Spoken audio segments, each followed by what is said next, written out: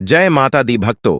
जब आपके ऊपर नव दुर्गा की कृपा होती है तो यह संकेत मिलना शुरू हो जाते हैं। दोस्तों, इस संकेत से आप पता कर सकते हैं कि मां दुर्गा आपके साथ में है या फिर नहीं। दोस्तों, कन्याओं को ऐसा खाना कभी मत खिलाना। माता शेरा वाली हो जाती है।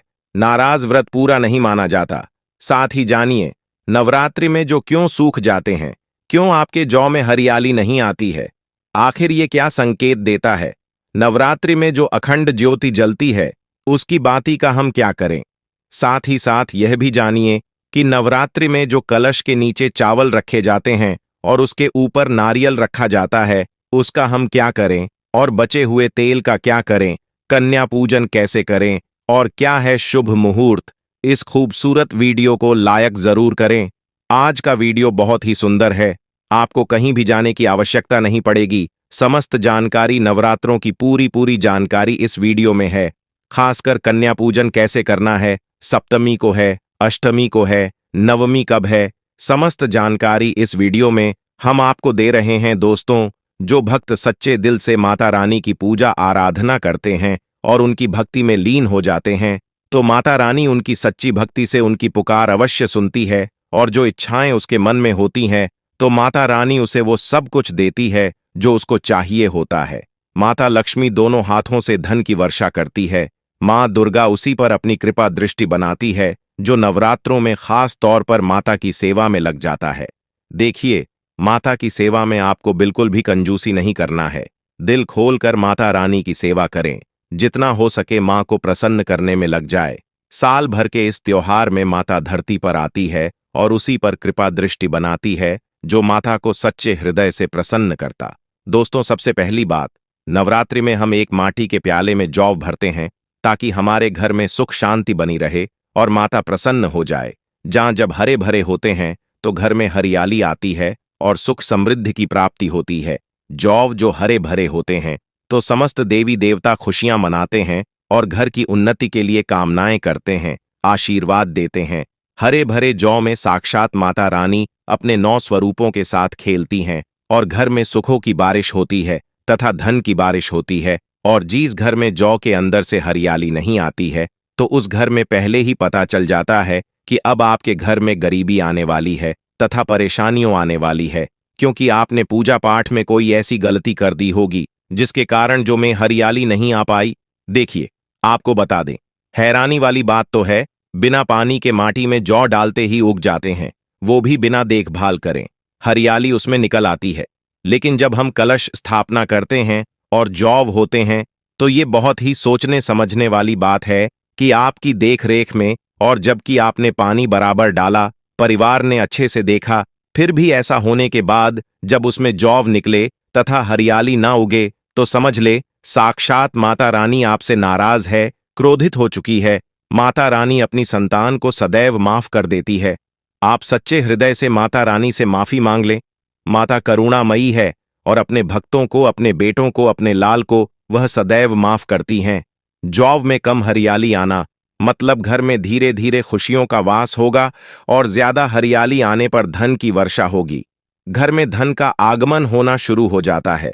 दोस्तों, नवरात्रि समाप्त होने के बाद हरे भरे जौ का क्या करें। पहली बात तो यह है कि इसमें जो आपने 1 रुपए का सिक्का डाला है, उसे आप अपने धन रखने के स्थान पर रख लें। इससे धन में बढ़ोतरी होती है दोस्तों। और अंत में नवरात्रि समाप्त होने के बाद इन जौ में से थोड़े पत्ते माता रानी के प्रसाद के स्वरूप में पूरे परिवार को खिलाए। इसके पत्ते खाना बहुत ही शुभ और मंगलकारी माना जाता है। इसे जो भी खाता है वो जल्दी बीमार नहीं पड़ता। और बाकी आप इन जौ को गंगा में विसर्जित कर दें या नदी की धारा में छोड़ दें। इससे आपका व्रत संपूर्ण और सफल हो जाएगा। दोस्तों, कई लोग अपने घर में अखंड ज्योत चलाते हैं और जो बबाती होती है तथा तेल बाती, उसे कई लोग इधर उधर फेंक देते हैं या अपने घर में संभाल कर रख लेते हैं या फिर पानी में डाल देते हैं, जो कि इससे आपको कोई फायदा नहीं होता। जो अखंड ज्योति होती है उसे आप मामूली ना समझे। ये बुझने के बाद भी जागृत अवस्था में होती है। इसमें साक्षात माता दुर्गा का वास होता है। ये चैतन्य अवस्था में होती है, जागृत होती है। दोस्तों, नवरात्रि समाप्त होने के बाद इसके बचे हुए तेल को आप बच्चों की मालिश करने के लिए रखें और आप भी इससे मालिश करें।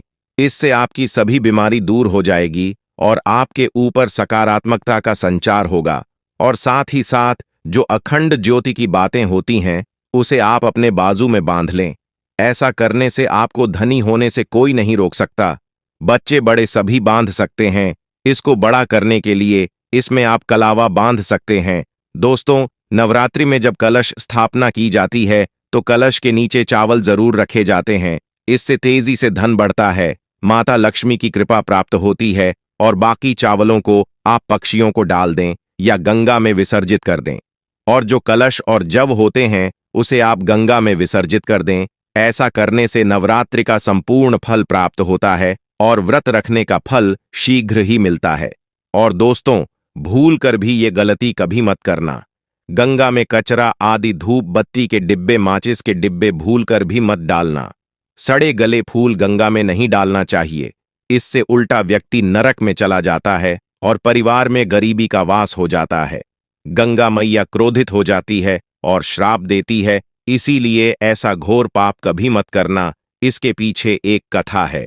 जब गंगा मैया भगवान शिव से शिकायत लेकर पहुंची तब भगवान शिव कहते हैं, जो मनुष्य गंगा को मैला करेगा वह कभी पवित्र नहीं कहलाएगा। वह हमेशा नरक में भटकता रहेगा, उसे मोक्ष प्राप्त नहीं होगा। वह नरक के भांति इसी पृथ्वी लोक में भ्रमण करता रहेगा। इसीलिए गंगा को मैला नहीं करना चाहिए, नहीं तो आपका समस्त पुण्य नष्ट हो जाएगा। आपका पुण्य भूत पिशाच को प्राप्त हो जाएगा। दोस्तों, अगर आपको माता रानी की चुनरी उपहार में मिली है, जैसे जागरण आदि से या किसी पंडाल से या धार्मिक यात्रा से, तो ऐसी माता की चुन्नी बहुत ही शुभ मानी जाती है। इससे आपका वैवाहिक जीवन सफल हो जाता है। माता रानी की चुन्नी को आप संभाल कर रखें। बट सावित्री व्रत आदि में या किसी पर्व पर त्योहार में अवश्य पहने। इसमें माता रानी का आशीर्वाद होता है जो आपको प्राप्त हुआ है। ऐसी चुनरी सदैव संभाल कर रखें। नवरात्रि में बिना व्रत बिना पाठ के आपको संपूर्ण नवरात्रि का फल मिल जाएगा। ये वीडियो ध्यान से देखना। अगर आपने व्रत नहीं रखा है कोई बात नहीं, आपको परेशान नहीं होना है, क्योंकि कभी कभी हम काम के चलते या फिर ऑफिस वर्क होता है या कभी कभी कुछ ऐसे हम कामों में फंस जाते हैं जिसके कारण हम माता रानी के नवरात्रों में उनको टाइम नहीं दे पाते। तो आपको परेशान नहीं होना है। अगर आपने व्रत नहीं रखा है कोई बात नहीं, पूजा नहीं कर रहे हैं नवरात्रि में कोई बात नहीं दोस्तों, बस ये काम आपको कर लेना है। नवरात्रि में जितने भी लोग पूजा पाठ करते हैं उससे भी आपको अधिक बढ़ करके फल प्राप्त होगा। तो ये वीडियो ध्यान से देखना। आज की जो मैं वीडियो बताऊंगा बहुत ही सुंदर है, ज्ञानवर्धक जानकारी है। इस प्रकार की जानकारी आप लाखों रुपए खर्च करेंगे फिर भी कोई नहीं बताने वाला। हमारे चैनल का मकसद है जनहित एवं जन कल्याण करना, इसलिए आप लोगों को इस प्रकार की अच्छी अच्छी जानकारी सिखाते हैं। तो आइए इस वीडियो में जानते हैं नवरात्रि में ऐसा कौन सा कार्य करने से बिना व्रत, बिना पूजा या फिर बिना कन्या भोजन के सारे फल की प्राप्ति हो जाती है केवल सच्चे मन से। अगर नवरात्रि के समय में कोई भी व्यक्ति पूरे मन के साथ, पूरे विश्वास के साथ, सच्ची लगन आस्था के साथ अगर दुर्गा सप्तशती में वर्णित सिद्ध कुंज का स्रोत का पाठ कर लेता है तो संपूर्ण दुर्गा पाठ का फल उन्हें प्राप्त हो जाता है। जो भी आप व्रत रखते हैं माता रानी के लिए, आप चाहते हैं कि माता रानी का आपके ऊपर आशीर्वाद प्राप्त हो, माता रानी की कृपा मिले, आपकी कोई अधूरी मनोकामना है वो चाहते हैं आपकी अधूरी मनोकामना पूर्ण हो जाए, सरकारी नौकरी हेतु, पितृदोष, राहु दोष, क्षति में वर्णित सिद्ध कुंज का स्रोत का पाठ जरूर करना। पूर्ण रूप से आपको नव दुर्गा माता का पूजा पाठ करने से, नव दुर्गा के 9 दिन व्रत करने से, कन्या भोजन कराने से जो फल प्राप्त होता है दोस्तों, केवल इस पाठ को सच्चे मन से अगर एक दिन, अगर आप जो है नवरात्रि के दिन एक दिन बस केवल आप जो है बैठ करके झप लेते हैं तो पूर्ण रूप से आपको फल प्राप्त हो जाता है। मैं आप लोगों को बताना चाहूंगा, जो लोग सामर्थ्यवान हैं ऐसे लोगों को कन्या पूजन भी जरूर करना चाहिए। मैं कल की भी वीडियो में बताया हूं। अब कन्या पूजन का बेनिफिट क्या है तो माता रानी स्कंद पुराण में भी लिखा है और कई सारे हमारे जो है देवी पुराण में भी इसका वर्णन मिलता है। माता रानी जितना पूजा पाठ से प्रसन्न होती है उतना ज्यादा कन्या भोजन कराने से हो जाती है। क्योंकि कन्याओं को देवी का स्वरूप माना जाता है और जो कन्या होती है नवरात्रि के समय में ये साक्षात नव दुर्गा का स्वरूप हो जाती है। मैं कन्या पूजन के बारे में विस्तार से वीडियो के अंत में बताऊंगा, तो वीडियो में कंटिन्यू बने रहना। कन्या पूजन कैसे करना है और क्या मुहूर्त है, सब बताऊंगा। दोस्तों, दूसरी जानकारी बता रहा हूं। ये जानकारी आपकी जिंदगी में बाहर लाएगी, आपके जीवन में चल रही परेशानी को दूर करेगी, क्योंकि हम आप लोगों को बहुत सरल साधारण सी विधि बताते हैं जिसमें आप सभी दर्शकों का कल्याण छुपा होता है। तो नवरात्रि के दौरान आपको एक पुष्प का पौधा जरूर लगाना है। मैं इसका फायदा भी बताऊंगा। कौन कौन से पुष्प लगाने चाहिए, हमारे धर्मशास्त्रों के अनुसार कहा गया है। दोस्तों, अगर कोई व्यक्ति मंदिर के किनारे में मदार का पौधा लगा दे, ध्यान से सुनिए, जो सफेद कलर का मदार का पौधा होता है, तो उसका पौधा आपको जो है पुण्य की प्राप्ति देगी। जो व्यक्ति चढ़ा रहा है उसको आधा फल मिलेगा और आधा फल आपको प्राप्त होना शुरू हो जाएगा। तो मदार का पौधा अगर कोई भी व्यक्ति नवरात्रि के समय में किसी भी शिव मंदिर है, माता रानी का मंदिर है, उनके समीप में जाकर के लगाता है तो अक्षर पुण्य की प्राप्ति होती है। न इसमें आपको व्रत करना है, न पूजा पाठ करने की जरूरत है। बस आप जो है कोई भी फूलों का पौधा लगा सकते हैं। इस श्रेणी में आते हैं जैसे मदार का पौधा, सदाबहार का पौधा। सदाबहार हमेशा हरियाली रहता है और ये हमेशा फूलते हैं। ऐसे फूल का आपको चयन करना है जो हमेशा फूलते रहे, जिसमें फल फूल आते रहे। कनेर का पौधा, जो कनेर का पौधा है ये देवी माँ का श्रृंगार कहा गया है। कनेर के पौधे से अगर कोई भी व्यक्ति कनेर का पौधा, सफेद कलर का अगर कनेर है तो फिर इसे अति उत्तम माना जाता है। कनेर के पौधे को पार्वती का स्वरूप कहा गया है। धर्मशास्त्रों में तो कनेर का पौधा चढ़ाने से माता रानी बहुत प्रसन्न होती है और गोदान के बराबर हमें फल की प्राप्ति होती है। आप चाहते हो तो गुड़हल का पौधा लगा सकते हैं। दोस्तों, मंदिर के किनारे में, देवी मंदिर के किनारे में अगर कोई भी व्यक्ति गुड़हल के फूल का पौधा लगता है तो हमारे धर्मशास्त्रों में ऐसा कहा गया है, गुड़हल के वृक्ष पर साक्षात जगदम्बा का वास होता है। जी हां, ये मैं कोई हवा में हवाई बात नहीं कर रहा हूं, प्रमाणित बात कर रहा हूं। धर्मशास्त्रों में भी लिखा है, आप माता रानी को 56 भोग लगाएं या ना लगाएं, कोई श्रृंगार का सामान चढ़ाए या ना चढ़ाए, इससे कोई फर्क नहीं पड़ता। लेकिन अगर कोई भी व्यक्ति नवरात्रि के समय में गुड़हल का पुष्प माता रानी को सच्चे मन से करके माला बना करके माता को चढ़ा देना, संपूर्ण व्रत का फल मिल जाएगा। आपने नवरात्रि का व्रत रखा हो या ना रखा हो, इससे कोई फर्क नहीं पड़ता। बस गुड़हल का फूल माता रानी को चढ़ा देना। तो ऐसा कहा गया है, कोई व्यक्ति अपने जीवन काल में अगर नवरात्रि के समय में गुड़हल का पौधा लगा देता है और इस पौधे में फूल आना शुरू हो जाते हैं और यह फूल अगर देवी देवताओं को चढ़ना शुरू हो जाते हैं तो माता रानी आजीवन आपकी बिल्कुल ही मदद करेंगी, आपके ऊपर अपनी कृपा बरसाएगी, आपको अपना पूर्ण आशीर्वाद देंगी और जब तक आप इस संसार में जिएंगे कभी भी निर्धन नहीं रहेंगे। ये दोस्तों देखिए, आपको वीडियो के बीच में बताया था कि कन्या पूजन 2024 में कब है और क्या है शुभ मुहूर्त, आइए जानते हैं। लेकिन याद रहे, कन्याओं को ऐसा खाना कभी मत खिलाना, नहीं तो उल्टा आप बर्बाद हो जाओगे। जानिए कन्याओं को क्या खिलाना चाहिए और क्या नहीं, और क्या उपहार देना चाहिए और कौन सा उपहार नहीं देना चाहिए। दोस्तों, इस बार के नवरात्र बहुत ही शुभ और मंगलकारी माने जा रहे हैं। इस बार शारदीय नवरात्र 3 अक्टूबर दिन गुरुवार को शुरू होकर और इसका समापन 12 अक्टूबर दिन को होगा। ऐसे में 12 अक्टूबर दिन शनिवार को ही दुर्गा विसर्जन होगा। जो लोग माता रानी की स्थापना करते हैं, मूर्ति स्थापना करते हैं, वह लोग 12 अक्टूबर दिन शनिवार को विसर्जन करेंगे। दोस्तों, नवरात्र की अष्टमी और नवमी तिथि पर कन्या पूजन का विधान है। इस बार महाअष्टमी तिथि 10 अक्टूबर गुरुवार और नवमी तिथि 11 अक्टूबर 2024 दिन शुक्रवार को है। ऐसे में आप अष्टमी और नवमी को इन दोनों तिथि में कन्या पूजन अवश्य ही करें। सभी कष्ट, दरिद्रता, दुख, कष्ट नष्ट हो जाते हैं। नवरात्रि में माता रानी का व्रत और पूजन किया जाता है, लेकिन नवरात्रि के दौरान सबसे ज्यादा महत्व होता है कन्या पूजन का। दोस्तों, कन्या रानी जो होती है फूल की पंखुड़ियों की तरह नाजुक होती है। कन्या पूजन सर्वोपरि है, श्रेष्ठ है। कन्या के रूप में स्वयं जगदम्बा देवी माता, वैष्णो नौ देविया, अर्थात समस्त ब्रह्मांड इनके शरीर के कण कण में वास करते हैं। बहुत कम लोग जानते हैं 33 कोटि देवी देवताओं का वास होता है। कन्याओं के मस्तक पर कन्या चाहे छोटी हो चाहे बड़ी हो, वह सदैव पूजनीय है, मां के समान मानी जाती है। दोस्तों, माना जाता है व्रत और उपासना से माता रानी इतना प्रसन्न नहीं होती है जितना कि कन्या पूजन से होती है। नवरात्रि में छोटी छोटी कन्याओं को माता रानी का स्वरूप माना जाता है। कन्याओं को भोग लगाया जाता है, उन्हें प्रसन्न किया जाता है और बदले में आशीर्वाद मांगा जाता है। कन्याओं को प्रसन्न करने के लिए गिफ्ट आदि उपहार वगैरह दिए जाते हैं।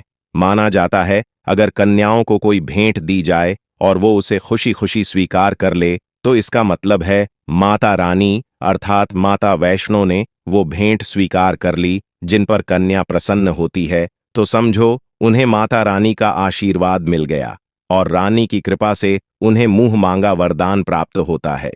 कन्या पूजन कोई मामूली पूजन नहीं होता। समस्त ब्रह्मांड में जो पूजा होती है उनसे बढ़कर कन्या पूजन को माना जाता है। 10 बार गंगा स्नान करने से और 100 बार यज्ञ करने से पुण्य प्राप्ति होती है। नवरात्रि में 2 साल से लेकर 10 साल तक की कन्या का पूजन होना चाहिए। अष्टमी अथवा नवमी को कन्याओं के पैर धोकर भोजन कराना, उपहार आदि देना श्रेष्ठ माना जाता है, दुर्लभ माना जाता है। ऐसा मौका कभी हाथों से नहीं जाने देना चाहिए। इस दिन जितना ज्यादा हो सके कन्याओं को हाथ पकड़कर, पैर पकड़कर अपने घर तक लेकर आए। और हाँ, माता को एक लायक जरूर करें। लायक करने में कंजूसी ना करें। दोस्तों, कैसे करें कन्याओं का स्वागत? कन्या जब आपके घर आए तब सभी के पैरों को दूध और पानी से उनके पैरों को धुलाना चाहिए। खासकर मर्दों को कन्याओं के पैरे अवश्य धोने चाहिए। इससे मैया वैष्णो प्रसन्न होती हैं। दोस्तों, फिर उसके बाद कन्याओं को किसी साफ जगह पर जमीन पर कपड़ा बिछाकर बैठाना चाहिए। उनके माथे पर अक्षत, फूल और कुमकुम लगाना चाहिए। फिर उसके बाद भोजन ग्रहण करवाना चाहिए। लेकिन हमेशा याद रहे, कन्याओं की थाली में 3 पूरियां कभी ना रखें, नहीं तो घोर अशुभ माना जाता है। 3 पूरियां तथा 3 रोगियों मरने वाले व्यक्ति के लिए निकाली जाती है और जेल में कैदियों के लिए दी जाती है। ऐसे में कन्याओं को उनकी थाली में 3 पूरी कभी ना दें, लेकिन 1-2 करके पूरियां दे सकते हैं। इससे 3 संख्या बढ़ जाती है और दोष भी नहीं लगता। दोस्तों, कन्याओं को खाना खिलाने के बाद अंत में कन्याओं के सिर पर लाल चुनरी उड़ाना चाहिए। कन्याओं को डब्बा बंद कोई भी ऐसी चीज न खिलाएं जिसमें लहसुन प्याज होता है। कई चीज तो ऐसी होती है मार्केट में जिसके अंदर लहसुन प्याज का इस्तेमाल होता है। ऐसा आप कभी मत करना।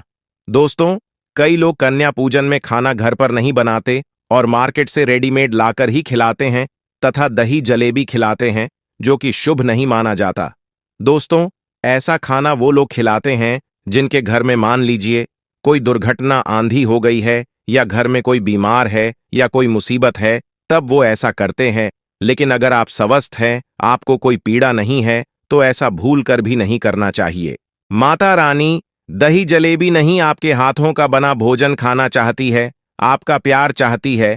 फिर चाहे आप घर में एक ही पूरी क्यों ना बनाएं माता के लिए, पर आप स्वयं ही अपने हाथों से माता रानी को भोजन खिलाएं। देखिए, भले ही आप दही जलेबी खिला सकते हैं, परंतु माता को घर का बना हुआ शुद्ध भोजन ही अति प्रिय है।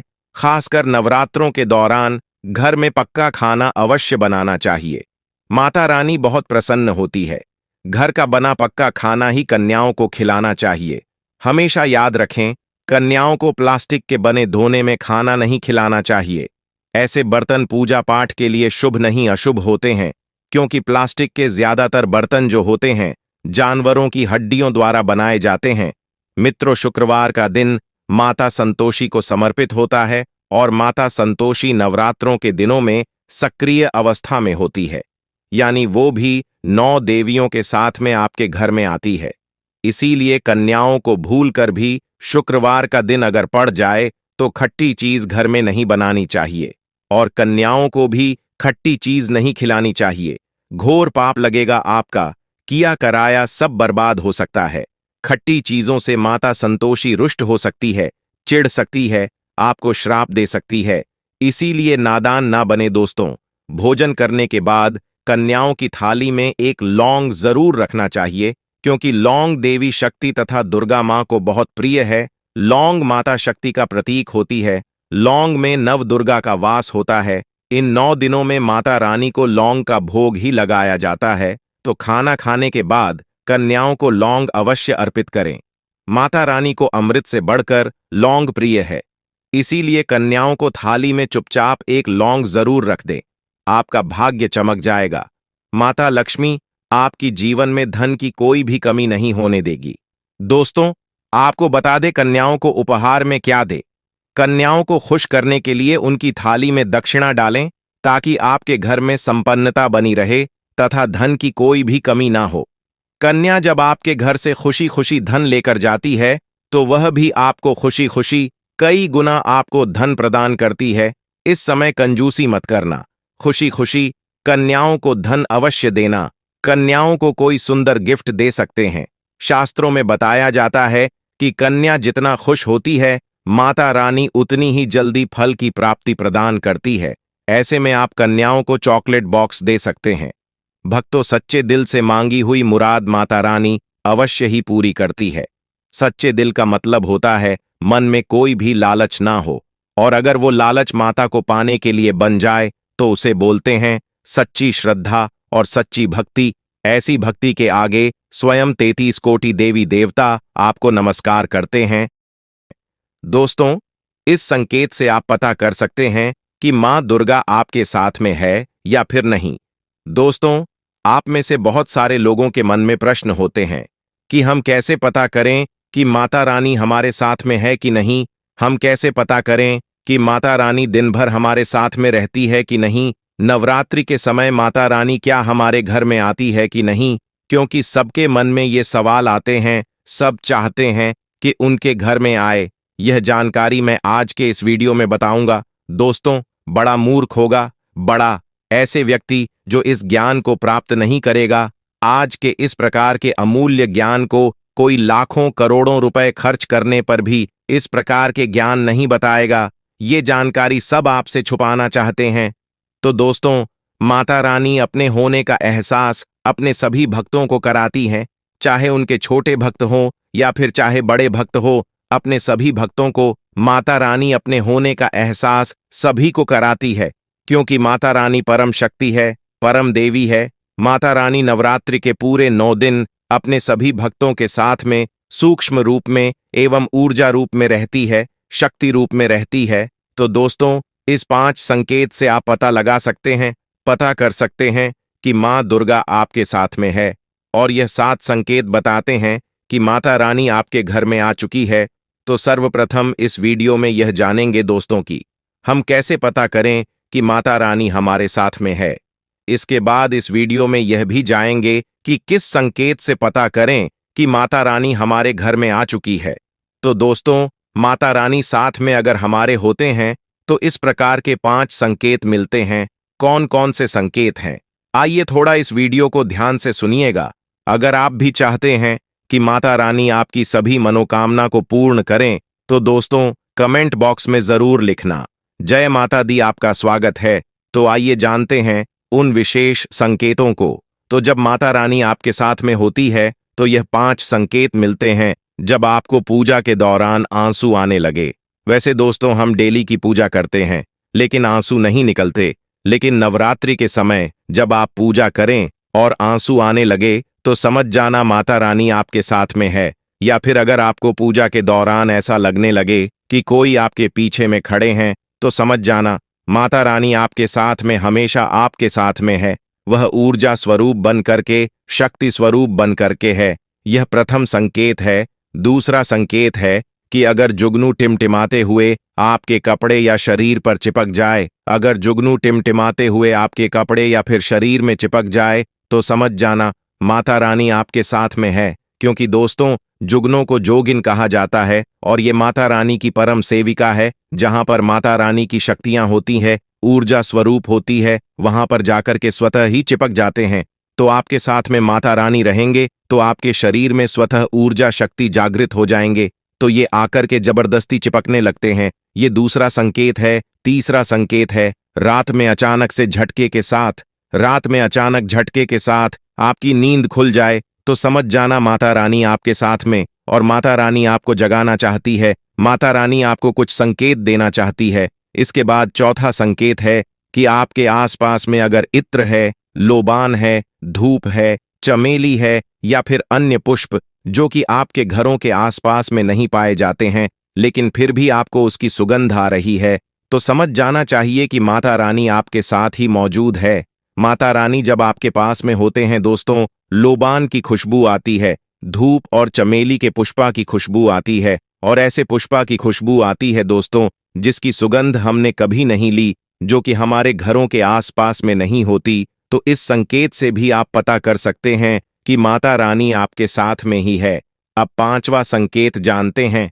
नवरात्रि के दौरान अगर आपको स्वप्न में कोई छोटी कन्या दिखाई देती है, क्योंकि छोटी कन्या को ही स्वरूप माना जाता है, तो नवरात्रि में अगर आपको छोटी कन्या दिख जाए या फिर लाल वस्त्र दिख जाए, लाल कलर की झंडा दिख जाए, तो समझ जाना चाहिए कि माता रानी आपके साथ में ही है। इसी के साथ अगर जोत बत्ती जलाते समय अगर एक खास आकार जोत बत्ती में बनने लगे, तो भी समझ जाना चाहिए कि माता रानी आपके साथ में है। माता रानी नवरात्रि में ये संकेत अवश्य ही अपने सब भक्तों को दिखाती है। ये तो अभी आपने जान लिया कि माता रानी साथ है, तो ये संकेत मिलते हैं, लेकिन अभी हम ये जाएंगे कि तब कौन से संकेत मिलते हैं। जब माता रानी हमारे घर में विराजमान हो चुकी है, तब कैसे पहचानेंगे ये मैं आपको अब बताऊंगा। आप इन संकेतों से पता लगा सकते हैं कि माता रानी आपके घर में आ चुकी है, और फिर माता रानी आपके घर में आ जाए तो जल्द ही आपके दोस्तों जो दुख है वो कट जाते हैं और आपके दिन दुगनी रात छौगनी तरक्की होती है। अधिकतर लोग जब माता रानी उनके घर में आती हैं, प्रवेश करती हैं, तो उन्हें पता नहीं होता। दोस्तों, इन लक्षणों से आप पता कर सकते हैं माता रानी आपके घर में आ चुकी। फिर दोस्तों, आपको अपने पूजा पाठ को में रोज एक पुष्प कोई भी माता रानी को भेंट करना है, क्योंकि इससे फिर तत्काल मनोकामना पूर्ण होने लगती है। मां दुर्गा चैतन्य होती, इसलिए इन दिनों में की गई सच्ची भक्ति का परिणाम माता दुर्गा हमें तुरंत दिखा देती है। इस समय गलत कर्म करने से चैतन्य होने के कारण माता अगर हम बुरा कर्म करें तो बुरा परिणाम भी तत्काल दिखाती एवं दंडित भी करती हैं। नवरात्र के पूरे 9 दिन हमें पूर्ण रूप से सात्विक विचार से रहना चाहिए। हमें 9 दिनों तक कपट, छल और द्वेष आदि का परित्याग कर देना चाहिए। मां दुर्गा जिस घर में आती है, उस घर को तीर्थों से भी ज्यादा पवित्र एवं शुद्ध कर देती है। वहां रहने वाले सभी लोग की बुद्धि भक्तिमय हो जाता है और घर एकदम शांत रहता है। आप भी अपने घर में चेक करना। ये अगर 7 में से कोई भी एक संकेत आपको मिलने लगे, तो समझ जाना माता रानी आपके घर में आ चुकी है। तो आइए जानते हैं कुछ संकेतों को। संकेत बताने से पहले अभी तक आपने हमारे वीडियो को लाइक नहीं की, तो वीडियो को लाइक कर चैनल को सब्सक्राइब जरूर कर लेना। कई बार माता रानी हमारे घर में ही प्रवेश कर विराजमान हो जाती है, लेकिन हम अपनी ही मूर्खता के कारण इसे पहचान नहीं पाते और माता रानी के लिए कुछ नहीं कर पाते। जबकि जब भी माता रानी प्रवेश करें तो आप अपनी मनोकामना शीघ्र पूरी करवा सकते हैं। तो इन संकेतों को समझ लेते हैं। यह सब बारे में विस्तार से बताऊंगा कि कौन कौन से फल फिर प्राप्त होते हैं। अगर आप माता रानी के सच्चे भक्त हैं तो वीडियो को ध्यान से सुनिएगा, इसमें आपको बड़े काम की बात पता चलेगी। अगर बार बार आपके घर में गौ माता का आना, जिस घर में मां दुर्गा रहती, उस घर में उनकी बहन कामधेनु उनकी सेवा के लिए, उनके दर्शन के लिए बार बार घर के द्वार पर बिल्कुल ही आती है और ये घर के इर्द गिर्द घूमती रहती है, वहां से 9 दिनों तक नहीं भागती, तो समझ जाना कि माता रानी आपके घर में आ चुकी है। दूसरा संकेत मधुमक्खी के घर में आना देखिए। मधुमक्खी को मां दुर्गा की भ्रामरी स्वरूप कहे गए हैं। जिस घर में नवरात्रि में मधुमक्खी आती है, तो समझ जाना उस घर में माता रानी आ चुकी है, क्योंकि जो मधुमक्खी है यह मां दुर्गा के ही स्वरूप कहे गए हैं और यह अपने पूर्ण स्वरूप के दर्शन के लिए है। जिस घर में नवरात्रि में मधुमक्खी आती है, तो समझ जाना उस घर में माता रानी आ चुकी है, क्योंकि जो मधुमक्खी है ये मां दुर्गा के ही स्वरूप कहे गए हैं और ये अपने पूर्ण स्वरूप के दर्शन के लिए, अर्थात नव दुर्गा के दर्शन के लिए सेविका बन करके आती है। तो समझ जाना आपके घर में मां दुर्गा आ चुकी है। तीसरा संकेत, ज्योति का तीव्र रूप में चलना। जी हां, अगर आपने अपने घर में माता रानी की प्रसन्नता के लिए, भक्ति प्राप्त करने के लिए ज्योति स्थापित करके रखे हैं और अगर ज्योति की लव तीव्र गति से जल रही है, तो समझ जाना ज्योति के समक्ष स्वयं माता रानी खड़ी है और आपको भी अंतरात्मा से माता रानी के होने का एहसास होगा। तो इस संकेत से भी पता कर सकते हैं कि माता रानी आपके घर में आ चुकी है, क्योंकि जब भी ज्योति की लो प्रचंड रूप से जलने लगे तो वो इसीलिए चलती है क्योंकि माता रानी और उनकी ऊर्जा से ज्योति की लो बढ़ जाती है। चौथा संकेत, नवरात्रि में दीपक की बत्ती में फूल का बनना। अगर आपकी दीपक की बत्ती में अचानक से फूल बनने लगे तो समझ जाना नव दुर्गा माता आपके ऊपर बहुत प्रसन्न है, आपके ऊपर वह पूर्ण रूप से कृपा बरसा रही है और माता रानी आपके घर में आ चुकी है। अब आपके सभी कष्टों को दूर करके माता रानी इस लोक से फिर जाएगी, अर्थात आपके घर से जाएगी। पांचवां संकेत बताते हैं कि बार बार घर में अगर काले चींटी निकलने लगे, अगर काले चींटी समूहबद्ध निकल रहे हैं और रास्ता काट रहे हैं तो समझ जाना माता रानी आ चुकी है। छठवां संकेत, अचानक घर में मनमोहक सुगंध आने लगे। यदि आपको अपने घर में अचानक से इत्र जैसा कोई सुगंध आने लगे, तीव्र सुगंध आने लगे, ठंडी हवा चलने लगे तो समझ जाना माता रानी आ चुकी है और अपना होने का एहसास आपको करा रही है। तो इस संकेत से भी पता कर सकते हैं माता रानी आपके घर में आ चुकी है। सातवां संकेत, फटे कपड़े पहने अगर कोई याचक आ जाए तो समझ जाना माता रानी आई। होनवरात्रि में कोई भी याचक आए तो खाली हाथ मत जाने देना, क्योंकि स्वयं माता रानी परीक्षा लेने के लिए हमारे घर में याचक बनकर आ जाती है। तो यह 7 संकेत बताती है कि माता रानी आपके घर में आ चुकी है और आपसे काफी प्रश्न है। इनमें से आपको कौन सी संकेत मिला, कमेंट सेक्शन में जरूर बताना। धन्यवाद।